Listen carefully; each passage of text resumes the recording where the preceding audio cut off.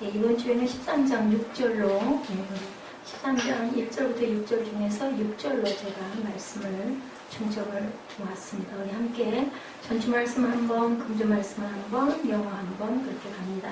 시작.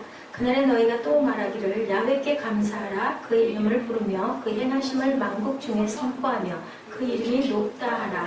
너희는 애곡할지어다. 야훼의 날이 가까웠으니 전능자에게서 멸망이 임할 것이니로다. Wherefore the day of the Lord is near. It will come like disruption from the Almighty. 아멘. 네.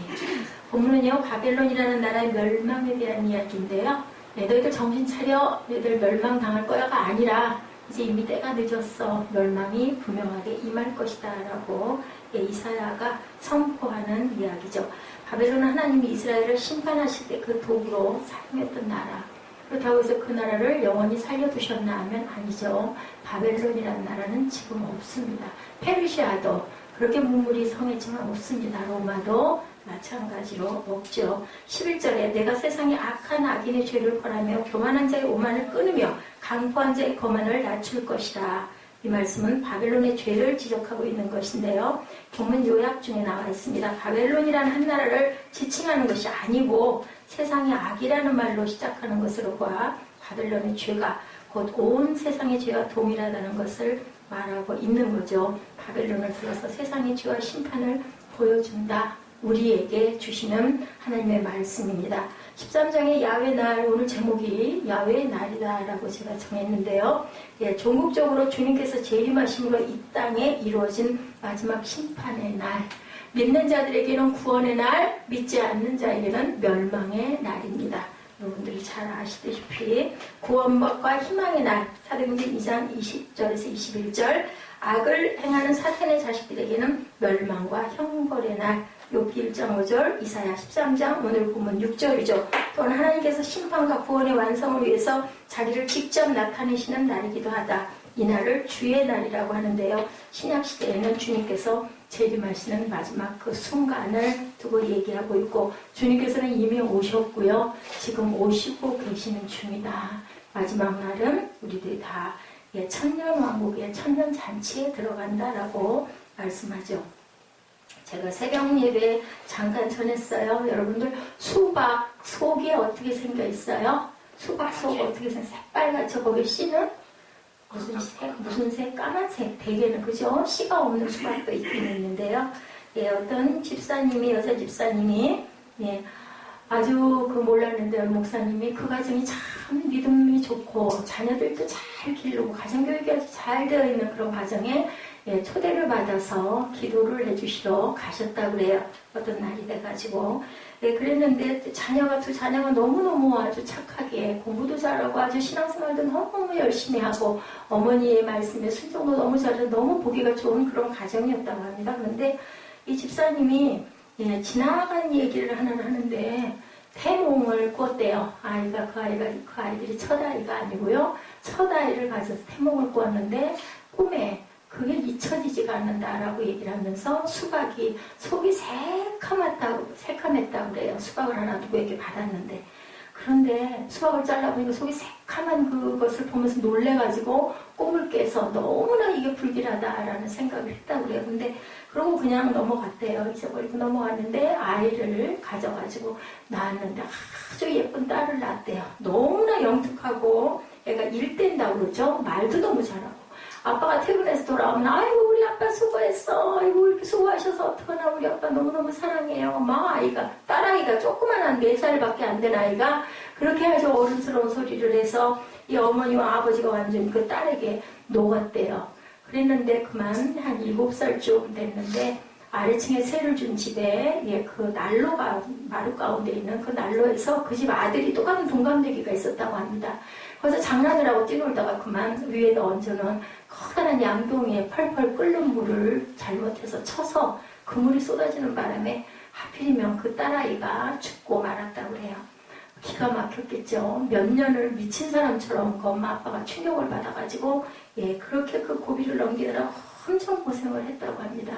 그리고 난 또 세월이 지나면서 또 아들을 낳고 또 딸을 낳고 기르면서 그 어머니는 옛날 생각이 이렇게 자꾸 나면서 수박 속에 그 시커먼 그 수박이 하나님께서는 이미 내 딸아이가 이렇게 자라다가 일찍 갈 걸 아시고 그런 꿈을 주셨나 보다라고 생각을 하고 그걸 극복을 하느라고 굉장히 마음 고통이 많았는데 지금은 이렇게 아들, 딸을 잘 낳아서 하나님 은혜 가운데서 그 어렵고 그 힘들던 그 시험의 그 때를 저희가 이렇게 잘 통과하고 무사히 이렇게 잘 살아가고 있습니다. 하나님의 은혜입니다. 라는 그 얘기를 들었다라는 제가 그 간증을 보면서는 생각을 해봤습니다. 하나님께서는 우리가 어떻게 살아갈 것인지, 무엇이 될 것인지, 얼마나 살 것인지 세상에서 아까 이태석 신부님 저는 어저께 잠을 못 잤어요. 그분 전에도 언젠가 한번 제가 얼뜻 보고 그냥 넘어갔거든요. 왜냐하면 요즘에 치유사역에서 천천히 사는 방법에 대한 것을 많이 가르친다고 하죠. 천천히 사는 방법만 터득을 해도 아픈 질병에서 해방이 되고 마음의 상처에서 상처와 치료를 받는데요. 너무 급하고 빠르게 살아가다 보니까 느끼고 깨닫고 마음을 내려놓을 시간이 없다라는 거죠. 병을 약을 먹지 않아도 그것만 그 사역만 하면서 그걸 깨닫게 하고 알게 해도 사람들이 많은 치유를 받는다고 합니다. 근데 이태석 신부님은 중학교 3학년 때부터 하나님께 물어봤대. 예수님께. 예수님 왜 세상에 이렇게 가난한 사람들이 이렇게 힘들고 고통을 받으면서 이렇게 살까요? 라는 게 그렇게 자기한테는 가슴에 크게 와서 자기는 이 다음에 크면 이 다음에 자라서 아주 어렵고 가난한 사람들을 돕는 어떤 일을 하고 싶습니다. 라는 그런 결심을 하고 살다가 대학교 3학년 때 선교를 간 데가 바로 아까 보여줬던 그 나라의 가장 가난한 나라 거기를 가서 거기에서 죽어가는 사람들 근데도 그 웃는데요. 곧 손이 잘라져 나오고 손가락들이 없고 발가락들이 아무것도 없고 일어나지도 못하는 그런 사람들 얼굴 표정이 그렇게 온화할 수가 없어요. 우리 행복지수 연구했다고 그러죠. 방글라데시 가장 가난한 나라가 행복지수가 가장 높고 우리나라가 자살률 제1위라고 합니다. 잘 사는 것과 부자로 사는 것과 잘 산다는 표현은 틀렸고요. 부자로 사는 것과 정말 관계가 없다였는데 이태석 신부님은 거길 가가지고 학생 때죠. 의과대학을 나왔으니까 3학년 때 거길 가보고 너무너무 놀랐다는 거예요. 그렇게 열악하고 그렇게 가난하게 사는 나라의 사람들이 어쩌면 저렇게 평화롭고 웃는 얼굴일 수가 있겠나. 그래서 다시 내가 여기로 와서 꼭 섬겨야 되겠다라는 생각을 하고 아주 앞이 창창하고 장래가 유망함에도 모든 것들을 다 비우고 2001년도에 그 나라를 가가지고 그 병원을 설립을 하고 그죠. 많은 환자들을 돌보면서 돌아가기 전까지 하루에 한 300여 명 정도 진료를 하고 약을 주고 치료를 해주고 밥을 한 끼씩만 먹이면 다 죽어가던 사람들이 뻘떡뻘떡 일어나는 그런 역사. 그 사람들은 절대로 살아날 수 없고 고쳐질 수 없다라고 여겼던 질병들이 치료가 되니까 이제는 살 수 있는 건가 보다 하고는 아무리 먼 거리에서도 걸어서 수십 일을 걸어서라도 그 진료소까지 도착해서 오는 그런 모습들을 보면서 정말 자기는 이렇게 내가 살다가 미랄이 돼야 되겠다. 그런 결심을 했다라는 그런 내용의 얘기들을 제가 어저께 한 1시간 반 정도를 이것저것 찾아서 봤습니다. 하나님께서는 아셨겠죠? 이태석 분이 의학도이면서도 기타도 잘 치고 작곡도 하고 노래도 하고 그래서 군악대를 다 형성을 할 정도로 찬양을 그렇게 하면서 크리스마스가 엄청나게 그 뜨거운 날 크리스마스 거기는 그걸 맞으면서 그렇게 기뻐하면서 찬양하는 모습들을 제가 그 영상을 보면서 참 감동을 받았어요. 주려고 갔는데 본인의 고백이에요. 나는 주러 갔는데 준 게 아니라 매일매일 받고 있습니다. 우리는 정말 너무 많은 걸 가졌음에도 불구하고 항상 불만이 많고 항상 원망이 많은데 저들은 저렇게 아무것도 없는 상황에도 감사하고 하나님께서 하루를 주셔서 하루를 사는 걸 너무 감사하고 죽으면 그냥 죽는 거고 살면 기쁘고 사는 거고 바라보는 게 기쁜 거고 이렇게 사는 저런 단순한 모습. 아까 우리 새벽 예배에서 전했죠. 미련한 자가 되라고. 세상에 지혜로운 자가 되면 내가 아주 잘 나가는 것 같고 잘 사는 것 같지만 사실은 그게 아니고 하늘의 지혜를 구해라. 주님의 말씀처럼 우리가 최선을 다해서 그 사람들은 아마 이태석 신부를 하나님을 이제 물론 전하고 학교도 세웠어요. 그렇게 공부를 하려고 해서 특별히 깜깜한 세상인데요. 성당만은 전기가 들어오게 해서 불을 켜줬다고 합니다. 너무 공부하고 싶어 하기 때문에 거기에서 가르치고자 하는 의욕이 너무너무 솟았다라는 그런 고백을 하는 걸 봤어요. 할 수 없는 상황에서 공부할 수 있는 거 얼마나 기쁘고, 저도 지난 옛날에 초등학교 국민학교죠. 그때 기억이 있습니다. 5학년, 6학년 때 선생님이 그냥 공부를 그냥 가르쳐 주셔요. 과외 공부인데 돈을 안 받는 과외죠. 거기가 굉장히 멀어요. 버스 정류장으로 한 서너 정거장. 그때 기본이었어요. 그 정도 걸어 다니는 거. 거기를 가서 공부를 하고 걸어 돌아오는 길에 달님하고 항상 같이 버스를 하면서 열심히 노래를 부르면서 집에까지 왔던 그런 기억이 있어요. 기억 중에서 정확하게 안 잊어버려지는 그 기억. 그 선생님들, 그 공부 가르치려고 하는 그 열심. 제가 그 시골 학교에서 유일하게 서울로 유학을 온 학생이었습니다. 그럴 만큼 그때는 정말 귀한 거라 요즘에는 그냥 물질 만능이죠. 대학 미대를 들어가려면 얼마요? 두 달에 무슨 460만 원, 500만 원씩 부모님이 가지질 않았으면 갈 수가 없는 그런 시대가 됐는데, 작은 것에 만족하는 그러한 그 세상, 참 아름다운 세상이구나. 또 이태석 신부님, 정말 그 사람들은, 그 민족들은 예수님이다라고 생각할 것 같아요. 병자들이 벌떡벌떡 일어나니까 작은 예수는 지금도 여기저기 이렇게 살아있구나라는 생각을 했습니다. 그런데 오늘 본문으로 돌아가서 속이 까만 수박, 여러분들 이 바벨론 이 사람들 도구로 사용됐지만 결국은 속이 까만 수박으로 나중에 멸망하죠. 우리는 어떨까요? 여러분들 우리 속은 어떨까요? 저는 그 생각을 했습니다. 우리 속도 속이 까만 수박은 아닐까, 그죠? 근데 예수님께서 보혈로 닦아주신 거죠. 그래서 의롭다 칭함을 주셨구나라는 생각. 바벨론도 속이 까맣고 이스라엘 민족도 속이 까맣고 오늘 세상에 사는 우리도, 우리 본문 그 요약에 나와 있듯이 바벨론을 들어서 세상의 죄와 심판을 보여줬다. 결국은 다 속이 까만 수박들인데 거기서 건져지는 수박들이 있는 거예요. 왜냐하면 예수의 보혈로 까만 속이 빨갛게 물들면, 그죠? 죄가 더러운 죄가 씻겨지기 때문에. 이사야 12장 말씀에 1장에서 11장까지 예언의 결론, 보면 13장부터 23장까지는 예언과 심판의 대상이 크게 달라지고 있다라고 말씀하고 있어요.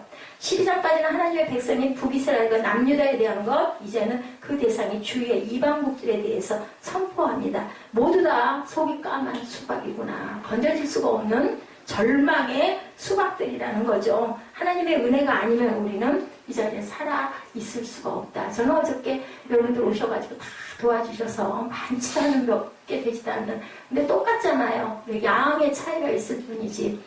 그 김장을 하면서 제가 느낀 게 있어요.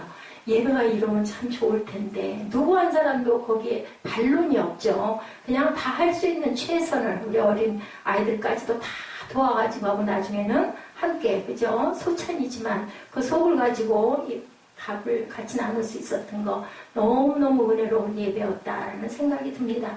예배는요, 여러분들 어떤 한 사람이 아니면 목사가 예배를 혼자 끌고 가는 게 아니에요. 예배는 섬기는 거거든요. 다 같이 섬겨야 됩니다.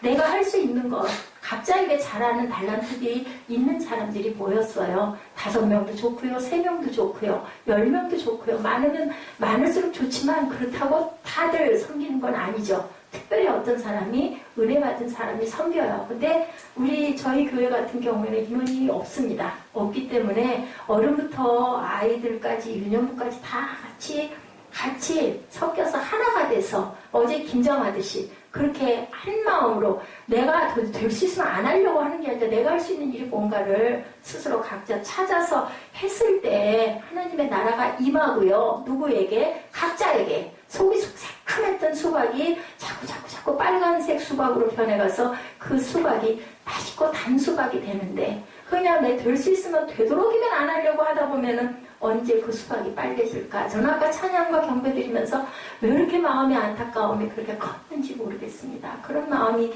안타까운 마음이 굉장히 들더라고요. 하나님께서는 오늘도 말씀에 6절 말씀에 이제 야훼 날이 임했다. 그거는 임할 거니 너희들 고쳐라가 아니라 이제 끝이다. 아무리 어떻게 해도 이제는 소용없다라는 말씀을 하는데 그날은 하루하루 문이 열렸다라는 건 뭐라고요? 닫힐 시간이 있다라는 거예요. 문이 열려 있다라는 거. 그렇기 때문에 언제까지가 아닌데 만약에 내가 이 자리에 있다면 내가 담임으로 이 자리에 서 있다면 아니면 내 남편이 내 아내가 개척교회 담임 목사라면 과연 나는 어떻게 할까?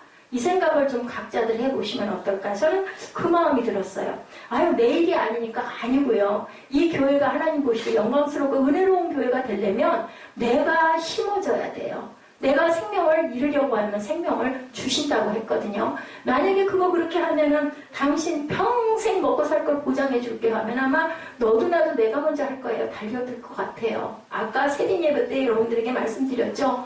우리 눈이 꼭 필요해요. 눈이 꼭 있어야 돼요. 앞을 어디를 걸어갈 때도 뭘 볼 때도. 근데 눈에 보이는 것이 너무 대단하고 커 보이고 눈에 보이지 않고 드러나지 않는 유산은 안 보이는 거죠. 그게 바로 뭐예요? 육적인 눈을 가지고 있기 때문에 여러분 영안을 뜨시기 바랍니다. 왜 눈을 감고 계세요? 눈을 뜨세요. 떠야 돼요. 떠야 살아요. 여러분들 어떻게 하실 건데요?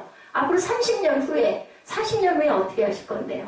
아무도 피해갈 수 없거든요. 이 교회 왜 나오세요? 예배 왜 드리세요?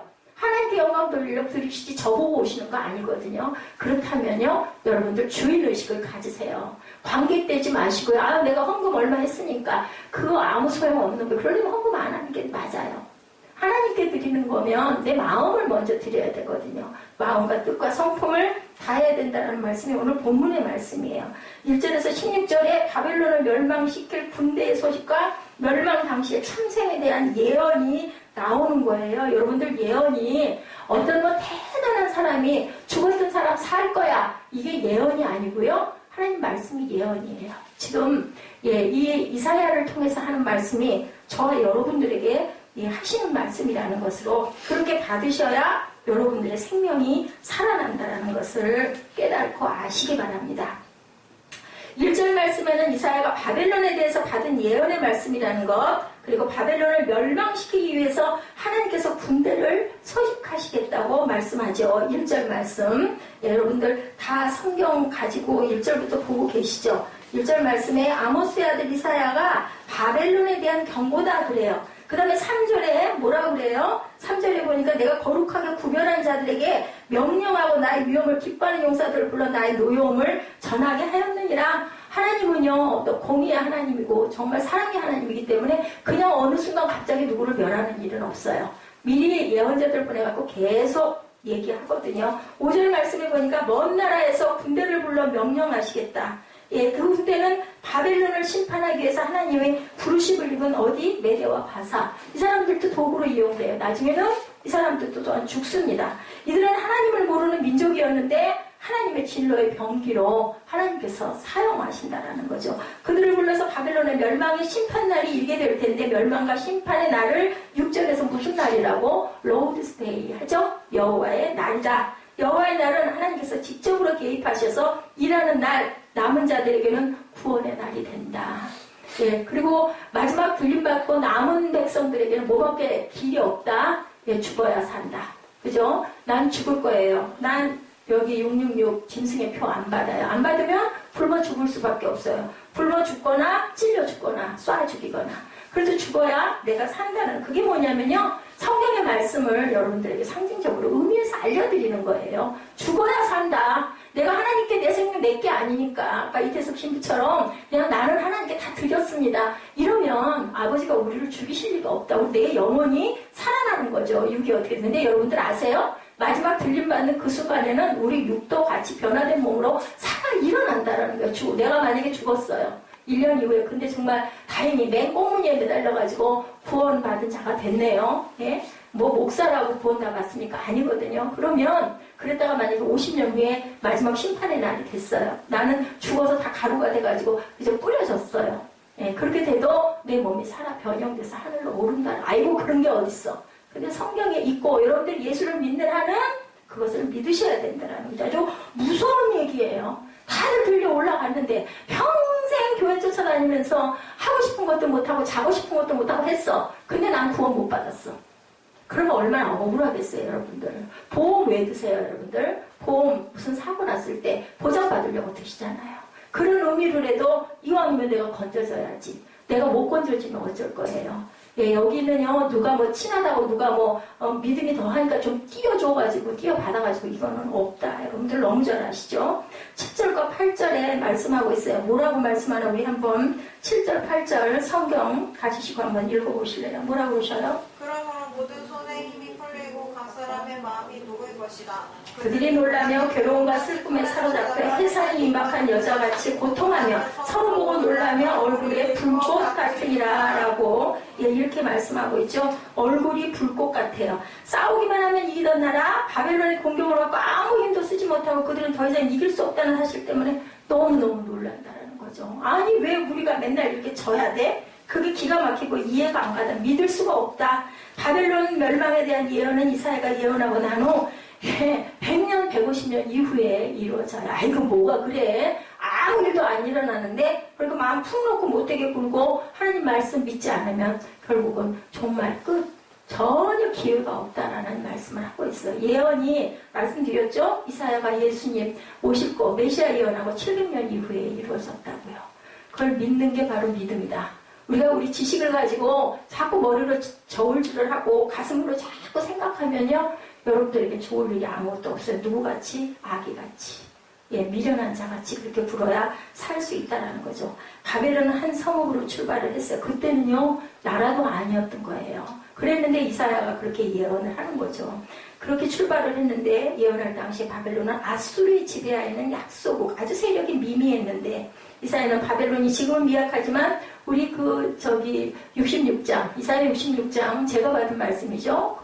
7절에서 15절까지 15절에서 22절이든가 거기 있죠. 예, 약한 자가 강국이 되리라. 그죠? 1000명을 이루리라. 우리 블로그에 앞에 나와 있는 그 말씀. 그게 바로 그 예언이에요. 너희들 약한 자가 강국을 이룰 때가 이룰 것이라고 얘기하는 말씀이 이사야가 바벨론 너희가 약하지 근데 나중에 강국이 될 것이야. 한 명이 1000명으로 늘어날 것이야 라고 말씀하죠. 바벨론이 지금 미약하지만 이후에 커지고 나중에는 또한 급격히 멸망하게 될 것이라는 것을 100년에서 150년 사이에 예언을 했다. 이사야의 메시아 예언은 예수님 오시기 700년 전에 선포되었습니다. 바벨론 제국은 7세기 영에 완전히 사라져서 지금 폐허가 된 유적지만 남아있죠. 여기서 우리는 하나님 앞에서 결코 뭐 하지 말아야 되겠다. 우리 세린 예배에 똑같은 얘기. 교만하지 말아야 되겠다. 여러분들 교만의 뜻이 뭔지 아세요? 잘난 체하는 게 교만이 아니고요. 내가 내 뜻대로 계획 세워서 살려고 하는 거. 그러고 보니까 딱 저더라고요. 보니까. 지난 세월에 저는 그랬어요. 뭐 요거 있으니까 요거 요렇게 해서 요렇게 하고 요렇게 가면 되겠지. 계획하고 갔죠. 1년 계획. 그거 필요 없다는 거예요. 하나님께 무릎 꿇고 하나님께 드리고 하나님이 하는 대로 우리의 마음에 감동하는 대로 기도하고 가는 자가 바로 겸손한 자라고 말씀하고 있어요. 바벨론과 같이 교만한 자들에 대해서 하나님은 바벨론에게 예언하셨던 것 같이 심판하실 것을 우리는 두려움으로 받아야 된다. 우리들 중에 나는 안 교만해. 그 교만의 뜻 여러분들이 몰라서 그렇다는 거. 누가 저보고 그러더라고요. 그 교만은 언제 깨질 거야? 근데 그때 제가 그래서 내가 뭐가 교만해. 늘 벌벌 떨고 겁이 많고 걱정하고 남한테 심한 말도 못하는 나는 절대로 그거는 아닐 거야. 근데 교만이라는 뜻은 하나님의 뜻에 100% 순종하는 자가 겸손한 자고 내 뜻대로 가려고 나 저 절대로 용서할 수 없어. 세상에 어떻게 저렇게 악할 수가 있어? 이거 교만이라는 거죠. 네. 하나님이 내 인도자가 되시고 나를 도와주셔서 내가 할 수 있지. 그렇지 않으면 나는 살아갈 가치도 살 수도 없어. 호흡 하나 하는 것도 내가 하는 게 아니고 하나님이 하게 하셔서 내가 있는 거야. 이런 마음가짐을 갖는 자가 겸손한 자다. 교만의 뿌리는 하나님으로부터 독립이에요. 독립. 내가 할 거야. 내가 해. 다른 건 상관하지만 내가 다 해줄게. 이게 바로 교만이다. 다니엘 4장 30절이죠. 느부갓네살이 바벨론의 발전을 바라보면서 자기의 힘과 능력에 대해서 감탄하는 구절이 나와요. 그런데 그 이후에 어떻게 됐어요? 그 사람 풀을 먹는 소가 될 것이었는데 소가 실제로 되죠. 풀 먹죠. 그러다가 당연히 어떻게 돼요? 죽죠. 그죠? 하늘에 지극히 높으신 자가 계시는 것을 우리는 깨달아야 된다. 소처럼 풀을 먹을 것이라는 예언이 그냥 딱 맞아 떨어져서 정말 소처럼 풀을 먹다 죽는 거지요. 이 자리에 계신 여러분들은 모두 다 겸손하신 분들임을 제가 믿습니다. 그리고 축복합니다. 저는요, 이렇게 늦게 깨졌어요. 지금도 뭐 별다를 바가 없는데, 여러분들은 저보다 세월이 20년 이상, 더 청청한 푸른 잎이시니까, 또 30, 40년 이상 그러시니까, 분명히 아주 하나님 앞에 겸손하신 여러분들이실 줄로 믿습니다. 세계의 역사는 절대 주권자이시고 시간과 공간을 초월히 계시는 누구의 손 안에 이 손 안에 있음 있소이다는 그 광동지와 그 선전이 자꾸 생각이 나는데요. 그 손이 아닌 하나님의 손이 우리를 항상 보듬고 계신다라는 것. 그렇게 무슨 손? 오른손. 그죠? 오른손. 성스러운 손. 그렇기 때문에 우리도 그 거룩을 닮아야 되겠다. 하나님만큼 신뢰하는 분이 어디 있겠나? 전지전능한 분이 안 계시죠? 그럼에도 불구하고 하나님만큼 제대로 인정받지 못하시는 분도 없다. 여러분들 그 생각 안 드세요? 하나님은 세계 우주 만물 다 창조하시고 우리 다 만들어주시고 세상 잘 먹고 잘 살 수 있도록 물론 각자의 분량대로 살게 해주셨는 누가? 하나님이. 근데요, 인정을 받지 못하는 하나님이다. 다들 내 잘난 맛에 사는 거지 그런 게 어딨어. 예수를 믿는 사람들조차도 자기 계획도 살아가지 하나님이 하시는 거야라는 고백을 온전하게 하는 사람이 과연 몇이나 있을까. 전능하셔서 우리 찬양과 경배를 받으시기에 합당한 분이 돼도 여러분 찬양과 경배 정말 온 마음을 다해서 눈물을 흘리면서 가슴에 아픔을 느끼면서 그렇게 찬양해 보셨는지요. 찬양과 경배는 복조가 있는 기도입니다. 하나님의 주권을 인정하지 못해서 걱정하고 내 뜻대로만 하려고 하는 어리석은 나를 안타까워 안쓰러워 해보셨느냐는 거죠. 그 마음을 가지셔야 합니다. 우리 하나님께서 우리 삶의 전 영역에서 어떤 분인 것 주권자 되신다. 우리의 대장 되시는 아버지시다. 아버지가 안 계시면 내가 세상에 단 한순간도 살아갈 수 없다라는 고백을 하고 살아가는 저 여러분들이 되셔야 됩니다. 이것이 바로 겸손한 크리스찬, 마지막 남은 자, 구원받을 자, 까맸던 수박 속에 빨갛게 변한 그러한 저와 여러분 되시기를 주님의 이름으로 축복합니다. 17절에서 마지막 절까지의 말씀, 본문의 후반부, 하나님의 심판 도구가 메대 멸망 이후 바벨론의 참상에 대한 내용이 나오죠. 오늘 1절까지는 제가 구약이 좀 어려워요. 그래서 짧게 앞절만 했는데 결과적인 부분 말씀을 드립니다. 바벨론 심판에 상대한 하나님의 도구는 메대 나라였는데 메대 사람을 충동시켜서 바벨론을 치게 될 것이고 그렇게 해서 결국은 바벨론이 망하죠. 그리고 메대와 바사는 그럼 살아남았느냐? 아니죠. 하나님이 당연히 왜? 악한 자들이기 때문에 그들은 우상 숭배를 하는 자들이었거든요. 근데 도구로 때로는 사용하신다는 우리 생활 가운데서도 마찬가지입니다. 아주 악한 자가 도구가 돼서 나를 찌를 경우가 있어요. 그 사람을 원망하고 탓할 필요가 없다. 그 사람은 그 사람과 하나님과의 관계 하나님 다 아시니까요. 본문에 메대만을 언급하고 있는 것은 그 군대가 바사왕 고레스에 지휘되기는 했지만 구성원 대부분이 바사 군대보다는 메대 군대들이었기 때문이다 라고 해설이 되어져 있습니다. 역사를 주관하신 하나님은 하나님의 목적을 위해서 어느 나라 어떤 사람이든지 사용하신다. 그거 선택의 결과는 누가? 내가 하는 거예요. 선택은 내가 받을 수도 있고 안 받을 수도 있고 그죠? 하나님은 그러면 또한 다른 사람 사용하세요. 그러면 받아라 하고 주셨는데 안 받으면 그럼 나는 어떻게 될까? 공고하게 살겠죠. 죽이지는 않으세요. 하나님께서 회개하고 돌아오기를 기다리시는 하나님. 근데 어느 때까지 6절에 보니 이제 마지막 멸망의 때다. 그때는 구원은 없다라는 말씀을 하는 거죠. 바벨론을 심판하시는 도구로 메대를 충동시켜서 사용하시겠다. 메대 사람들의 잔인성에 대해서는 18절 말씀과 같이 묘사하고 있는데 18절로 좀 읽어주세요.